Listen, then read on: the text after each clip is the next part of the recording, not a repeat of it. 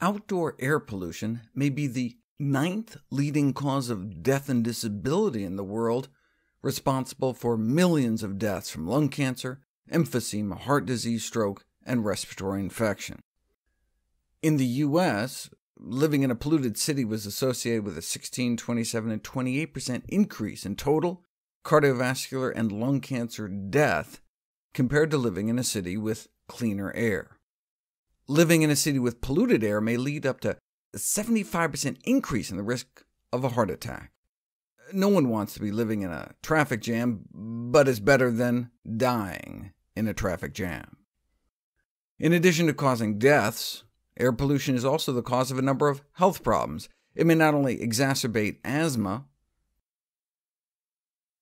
but increase the risk of developing asthma in the first place. These pollutants may trigger liver disease, even increase the risk of diabetes. Even when atmospheric pollutants are within legally established limits, they can be harmful to health. So what can we do about it?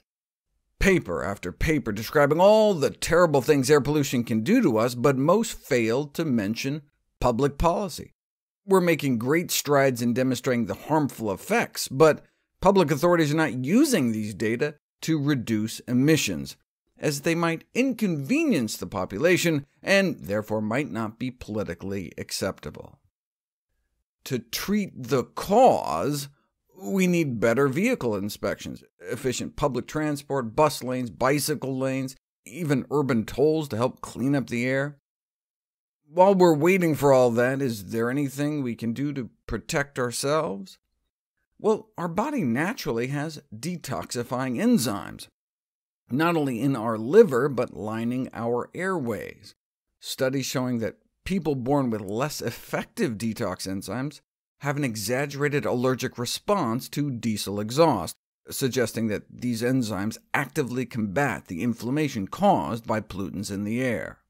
A significant part of the population has these substandard forms of the enzyme, but either way, what can we do to boost the activity of whichever detoxification enzymes we do have? Well, if you remember, broccoli can dramatically boost the activity of the detox enzymes in our liver. But what about our lungs? Researchers fed some smokers a large stock of broccoli every day for 10 days to see if it would affect the level of inflammation within their bodies. Why smokers? Because smoking is so inflammatory that you can end up with elevated C-reactive protein levels for up to 30 years after quitting. And that inflammation can start almost immediately after we start smoking, so it's critical to never start in the first place. But if you do, you can cut your level of that inflammation biomarker CRP nearly in half after just 10 days eating a lot of broccoli. Appears to cut inflammation in non-smokers as well, maybe explaining in part why eating more than 2 cups of broccoli, cabbage, cauliflower, kale, or other cruciferous veggies a day is associated with 20% reduced risk of dying compared to eating a third a cup a day or less. So what about air pollution? We know the cruciferous compound is the most potent known inducer of our detox enzymes, and so most of the research has been its ability to fight cancer. But here for the first time, they tried to see if it could combat the pro-inflammatory impact of pollutants such as diesel exhaust. They took some human lung lining cells in a petri dish, and this is how many detox enzymes are produced. Drip on some broccoli goodness, and you can get this many. Yeah, but we don't inhale broccoli, we don't snort it, we eat it. Can it still get into our lungs and help? Yes. 2 days of broccoli sprout consumption, then you suck some cells out of their nose, and up to 100 times more detox enzyme expression compared to eating a non-cruciferous vegetable, alfalfa sprouts. Now, all we have to do is squirt some diesel exhaust up their nose, which is what some UCLA researchers did, an amount equal to daily rush hour exposure on the Los Angeles freeway. Within 6 hours, the number of inflammatory cells in their nose shot up and continued to rise. But in the group that had been getting a broccoli sprout extract, the inflammation went down and stayed down. Since the dose in these studies is equivalent to the consumption of 1 or 2 cups of broccoli, their study demonstrates the potential preventative and therapeutic potential of broccoli. But if broccoli is so powerful at suppressing this inflammatory immune response, might it interfere with normal immune function? After all, the battle with viruses like influenza can happen in the nose. Let's drip some flu viruses into the nostrils of broccoli sprout eaters and find out.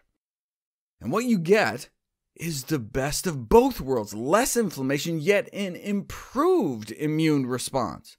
Eat alfalfa sprouts and you can get this kind of viral spike in your nose, but after eating a package of broccoli sprouts every day, our body is able to keep the virus in check, potentially offering a safe, low-cost strategy for reducing influenza risk among high-risk populations. So better immune function, yet less inflammation, potentially reducing the impact of pollution on allergic disease and asthma. At least for an enthusiastic broccoli consumer. But what about cancer? Detoxifying air pollutants throughout the rest of our body? We didn't know until now. Off to China, where they have some of the worst air pollution in the world, and by day 1, those getting the broccoli sprouts were able to get rid of 60% more benzene from their bodies. A rapid, highly durable elevation in the detoxification of a known human carcinogen. Now, this was using broccoli sprouts, which are highly concentrated, equivalent to about 5 cups of broccoli a day, so we don't know how well more modest doses would work, but if they do, eating broccoli could provide a frugal means to attenuate the long-term health risks of air pollution.